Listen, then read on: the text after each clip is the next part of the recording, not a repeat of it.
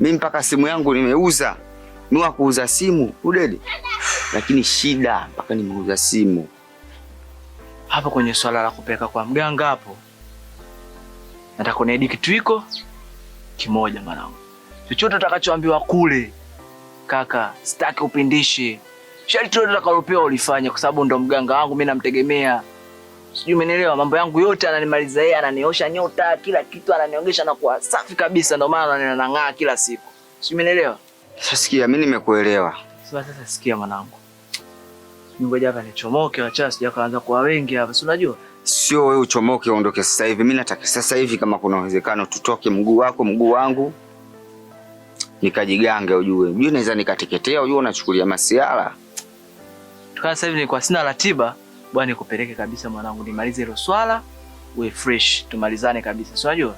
Wacha sija kaanza kuwa wengi. Basi poa bana. Mkulungwa. Mzee Mkulungwa. Sema kwa sababu tushamuita, huyu atakuja. Sio na wasiwasi kaka. Huyu ni bingwa kabisa. Huyu ni bingwa, subiri tu atakuja sasa hivi. Nyumba. Hamuna kufuria. Sawa? Sawa. Peta pesa mingi. Inakuwa ni kila ikirara kiamka inakuwa sawa wewe. Mbona sema asante? Asante. Wakiringa waga watu hawagagi. Sawa? Sawa. Nikisema sawa Mkulungwa na nyanyuka. Hamuna angalia nyuma moja kwa moja. Unapitiliza wapi? Kwa kaburi. Mufula. Ye. Madai. Mufula. Sawa. Ai. Marole yo. Daro shui.